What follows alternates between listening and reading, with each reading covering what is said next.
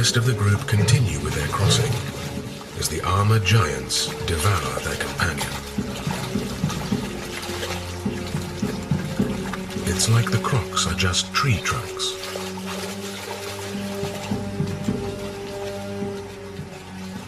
The successful strike lures yet more crocodiles.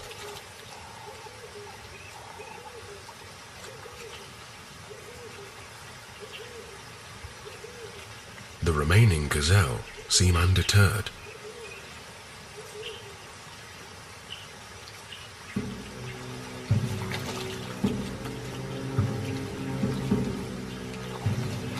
And they pay a high price.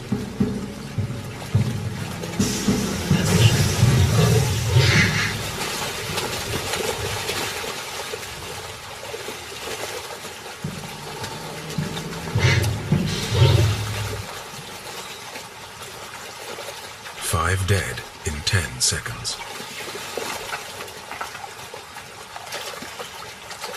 Whether the river is high or low, the crocodiles always prosper.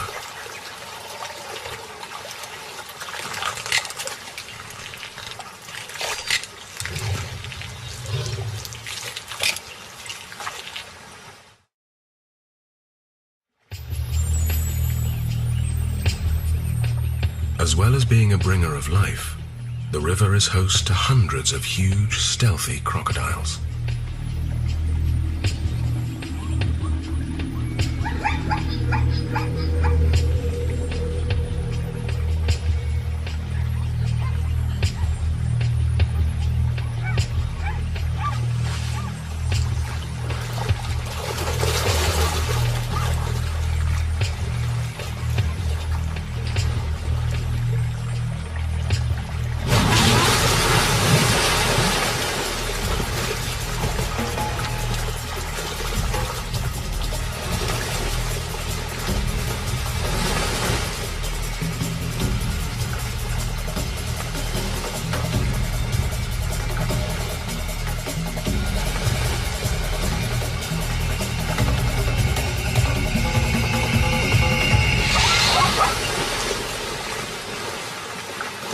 The reptile muscles tire, and the zebra gets lucky. Safe in the herd, but he will have to return to the river to drink. And there are other predators who know this.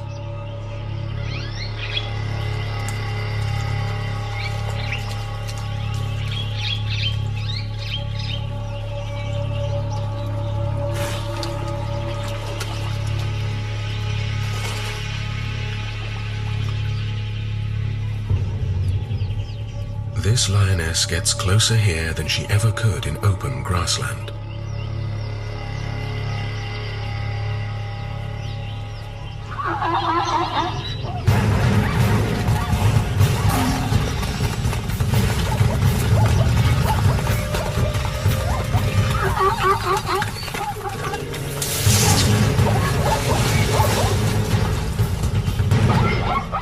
It's a bold strategy.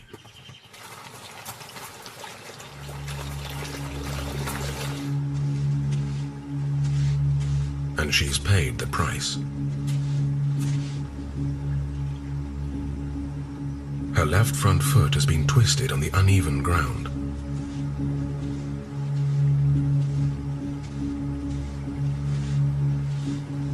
An injury like this could mean the end of her hunting days. A sentence to death by starvation.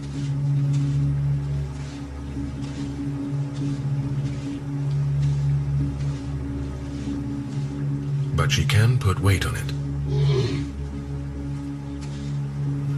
Hopefully rest is all she needs.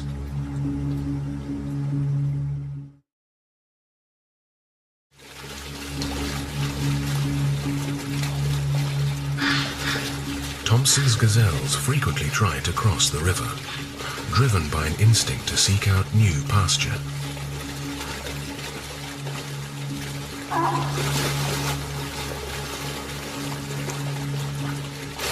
In the deeper water, this is disastrous.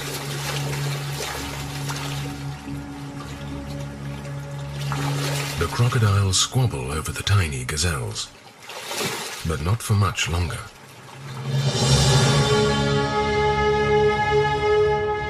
The dry season is coming, and that means an army is on the way. 1.5 million wildebeest are on the march. They are joined by 350,000 gazelles and 200,000 zebras.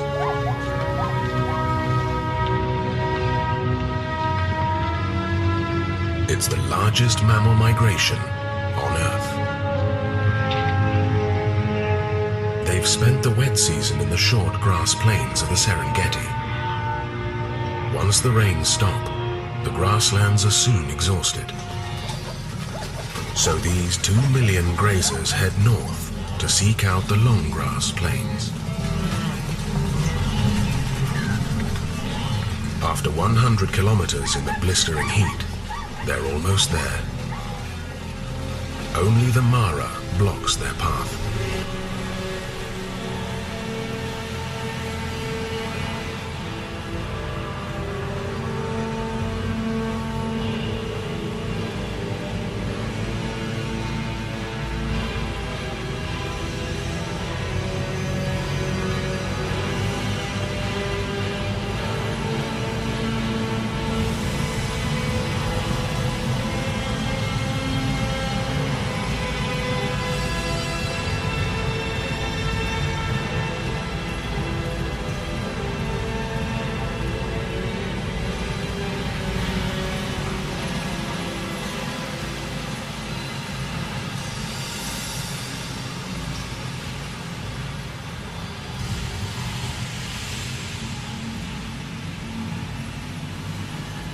On its own, a 250-kilo wildebeest is a powerful animal. In a group, they're almost unstoppable.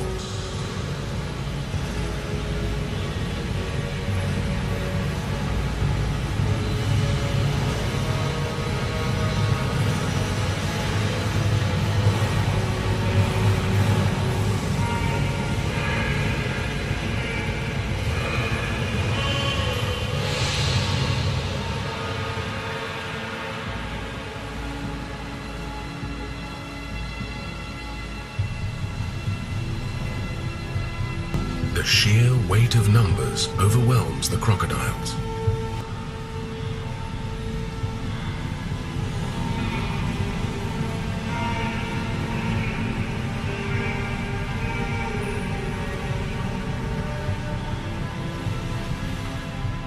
The thousands that survive the river crossing can finally feast on the red oat grasslands.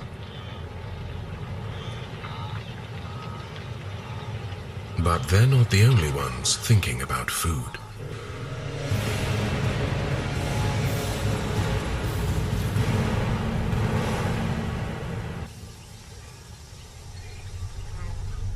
"500 lions call the Masai Mara home, the second highest lion density in Africa.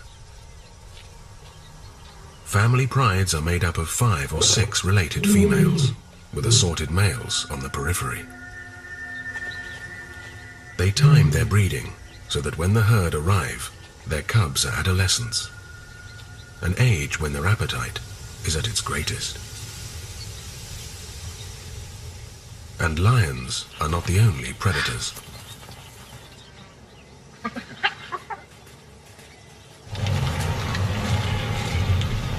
But the arduous migration means the herd gets good grazing all year round.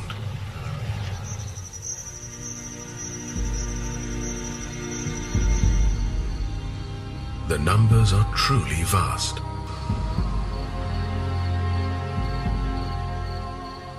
With so much prey to choose from, the lions are in no hurry.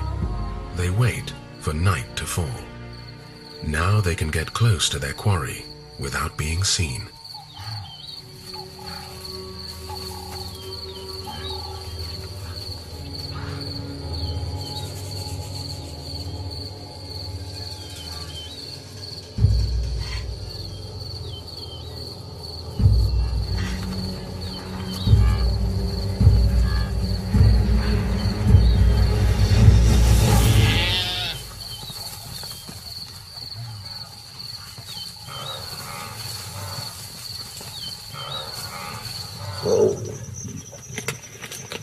one wildebeest will feed the whole family.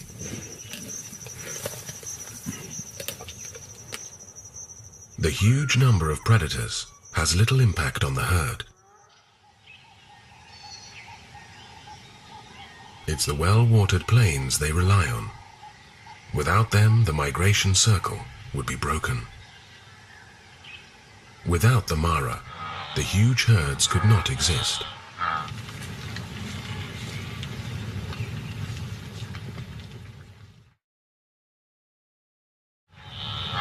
As things are, the plains are packed with wildebeest.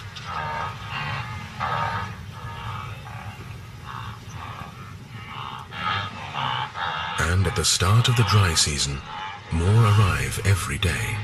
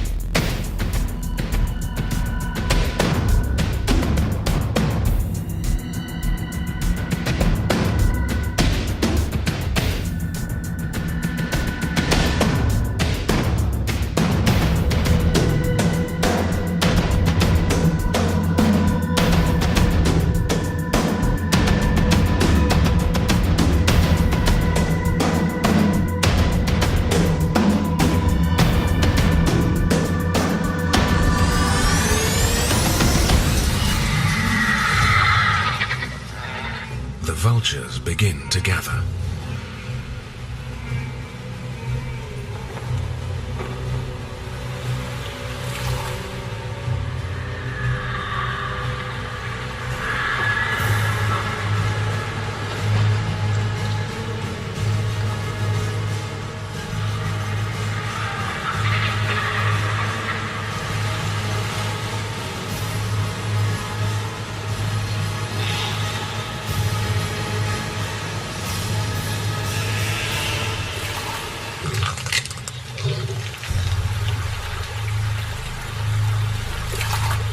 There are so many dead. The crocodiles and vultures are sated. But even these catastrophes cannot dent the herd numbers.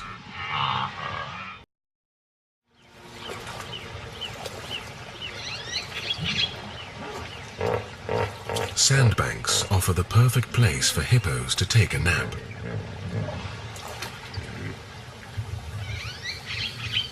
Secretary birds comb the grass for snakes.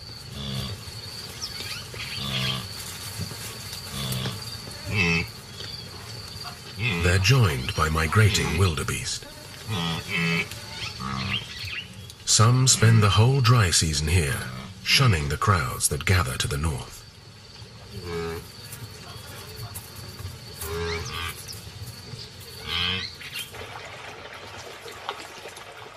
Crocodiles are plentiful here as well, and just as large as those upriver.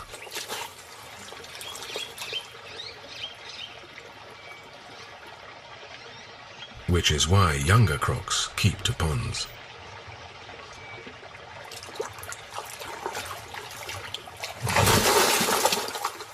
Bad-tempered adults could do serious damage to one another if not for their thick armor-like skin.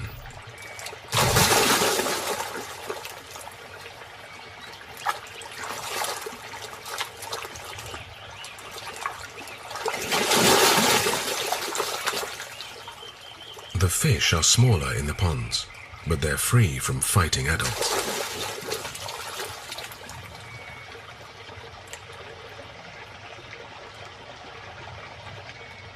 By October, most of the females have laid eggs in nests on the banks, and these need guarding. They lose all interest in food Not so this Nile monitor lizard.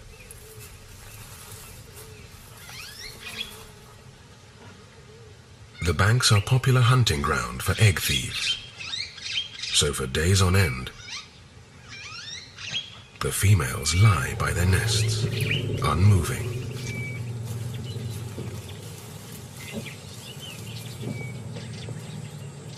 It takes the threat of being stood on by an elephant to break her resolve.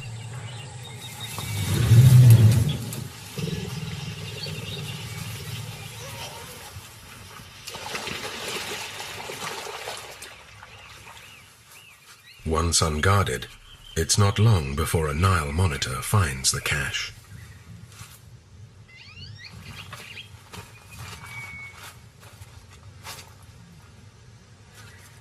He has to work fast to dig them out.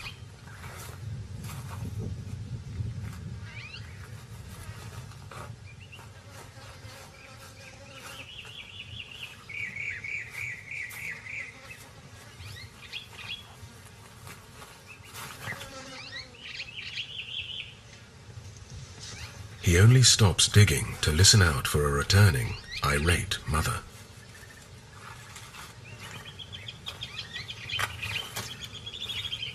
He's got one. It's time to leave.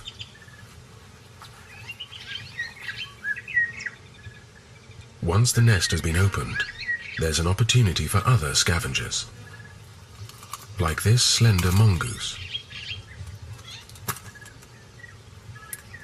The crocodile doesn't return. She's abandoned this brood.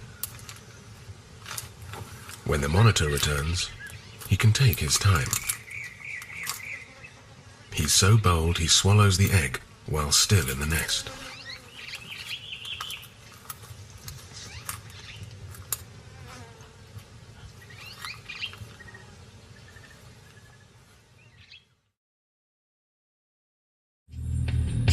When the Mara leaves the Serengeti, it passes through fields and pastures. But soon it stops behaving like a savanna river. It begins to twist and turn sharply and creates a new habitat. The open water is a hunting ground for African fish eagles.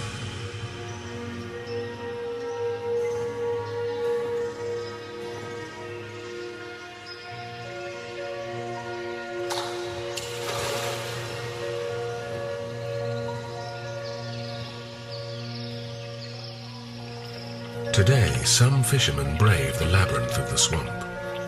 Only small canoes can make it through. So they need to keep an eye out for crocodiles.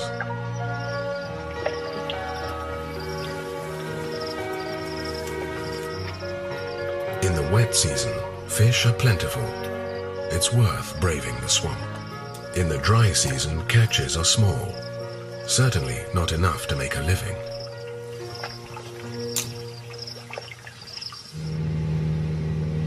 So, many have cleared land on which to farm. Every year, fires eat further into the ancient forest. This creeping settlement of the Lower Mara has been accelerating. In the 1950s, the area was uninhabited. Like the Serengeti, it could have become a stunning national park. But now, it's too late. Too many want the water of the Mara. After 290 kilometers, the Mara reaches a chain of mountains. The river spreads to create a massive swamp before emptying into Lake Victoria.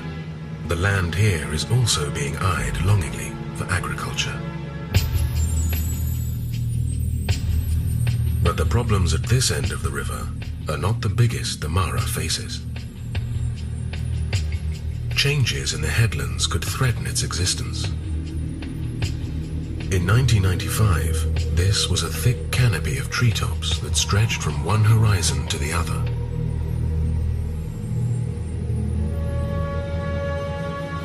These fields ate into the Mau forest, unchecked by the Kenyan government.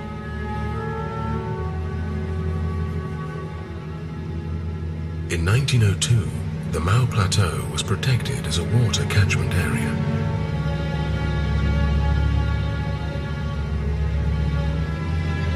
Despite this, it's been suffering deforestation since the 1970s.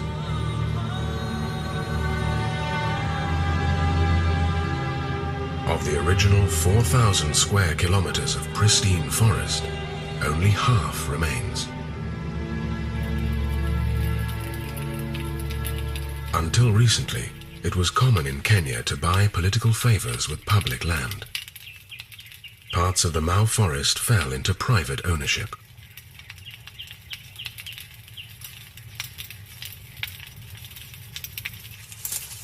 This fertile land was sold to smallholders who cleared it to plant crops they could sell.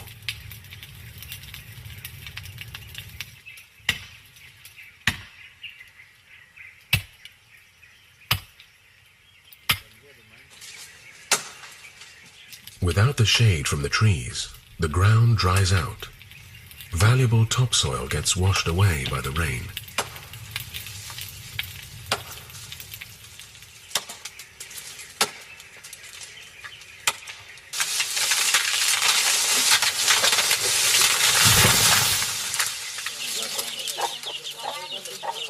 For these families, this move meant investing all their savings. Their hope is to build a better long-term future.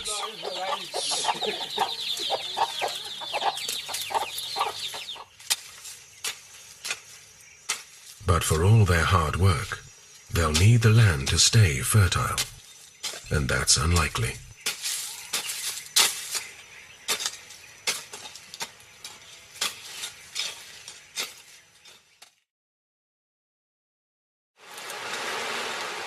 The water pours freely into the valley from the Mau forest.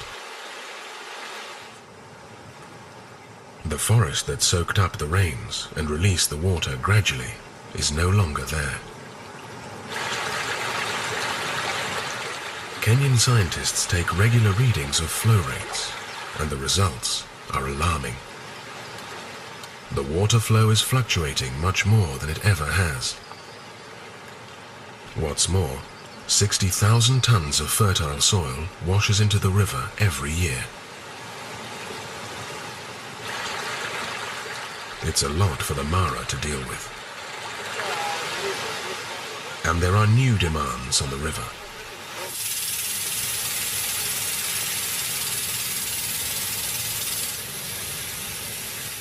Large-scale agriculture is on the increase, fueled by the dependable Mara River.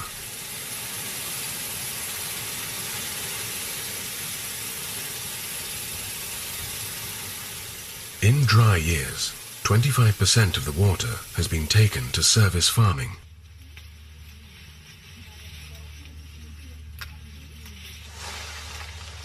If every farm applying for water received permission, this would rise to 70%.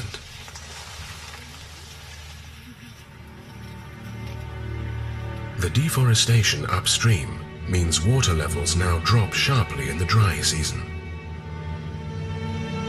Even the farms high up the river cannot depend on the Mara as they used to. This combination of decimated forest and huge farms threatens every ecosystem downstream. In the dry season, animals are naturally drawn to the river.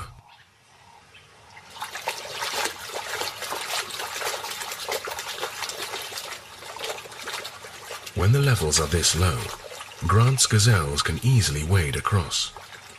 It's just a few centimeters deep. They're semi-desert dwellers and have probably never seen a crocodile, which gives the crocs a chance in this shallow water.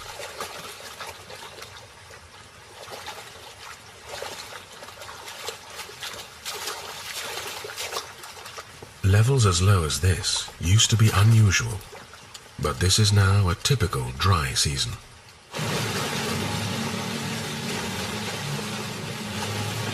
By December, wildebeest crisscross the river, seeking out the last of the good grazing.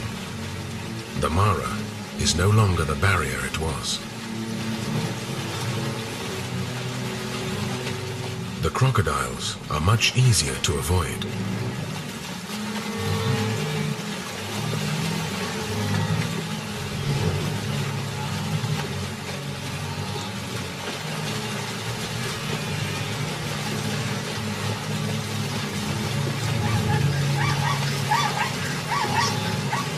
In fact, they do well just to avoid being trampled in the mayhem.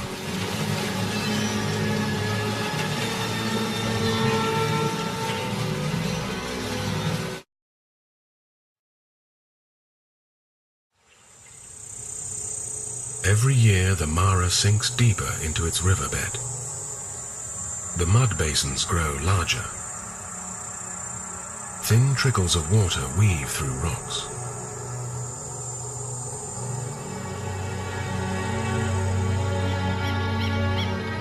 The Mara is sick.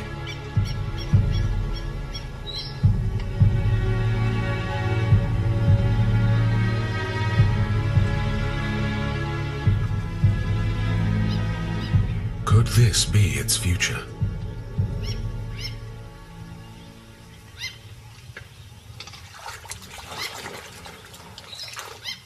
If the Mara stops flowing in the dry period, it would be catastrophic. Millions of animals depend on it during this time. The spectacle of the migration brings tourists to the Masai Mara.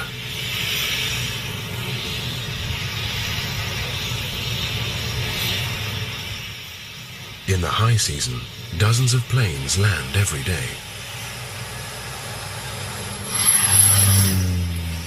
The hotels are full. 200,000 visitors a year come to take in the spectacle of the largest mammal migration on the planet.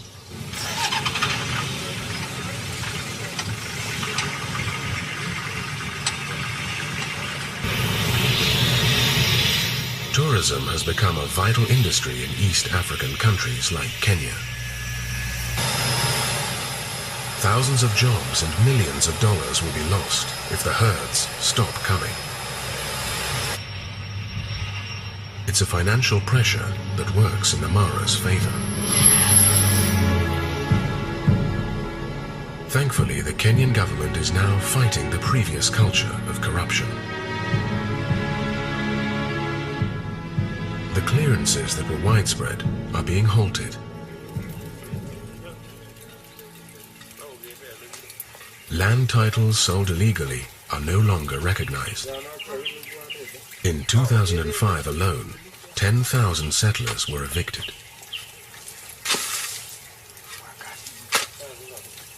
It's been a controversial decision. These are normal people who are working hard to build a better future. Although they did nothing wrong, those dreams have come to nothing.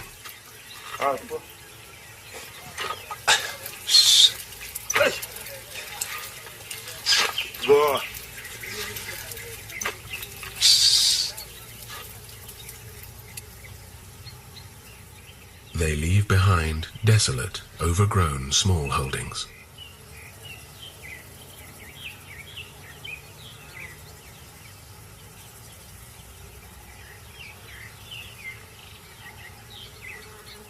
Once so full of promise, now security guards patrol ruins to stop smallholders returning.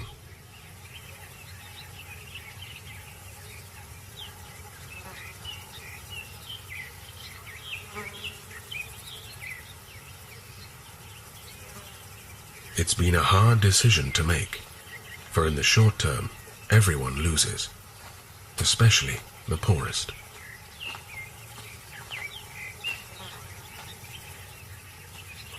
And the forest has been devastated.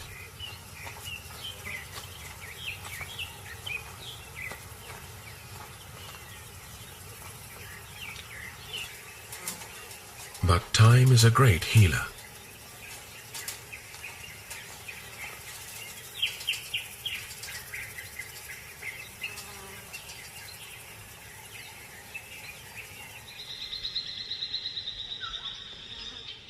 the forest will eventually reclaim this land.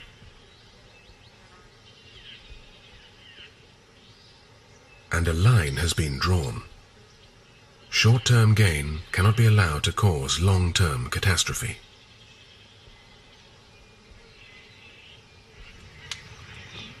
The pressure on government to allow development is high in any country.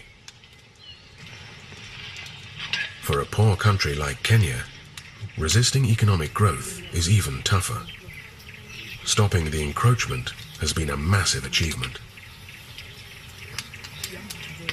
It's a debate that will continue. These people are battling for compensation.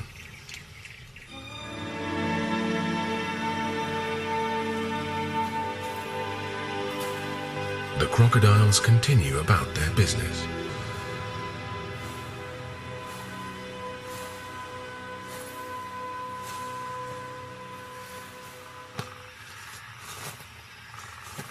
Beneath a sun-baked earth, baby crocodiles call to their mother.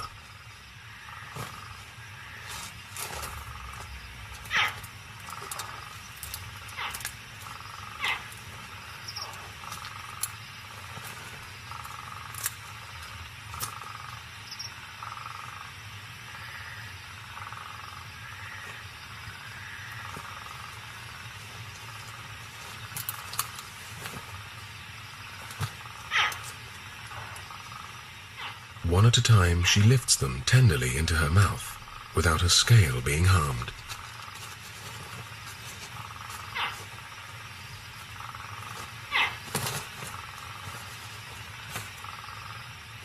They needed their mother's help to escape the hard clay, and they'll need her protection for several weeks.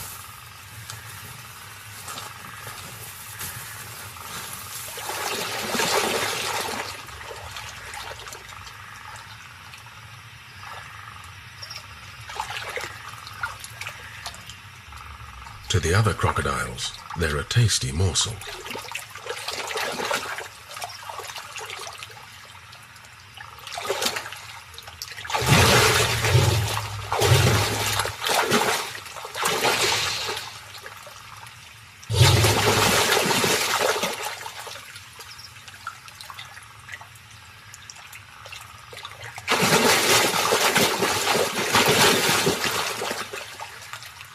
It's a harsh introduction to the river. Some of the brood seem to have gone astray. The mother quickly rounds them up. She misses some because more of her babies are hatching, and she can't leave them for long.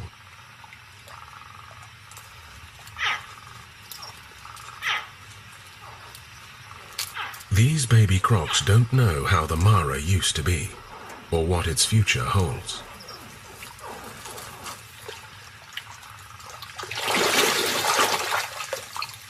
Their race is millions of years older than the Mara, and will be around for millions of years to come.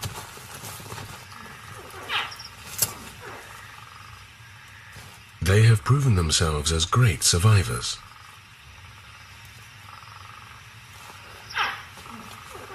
Can we change our ways and create a dynasty as great as the crocodiles?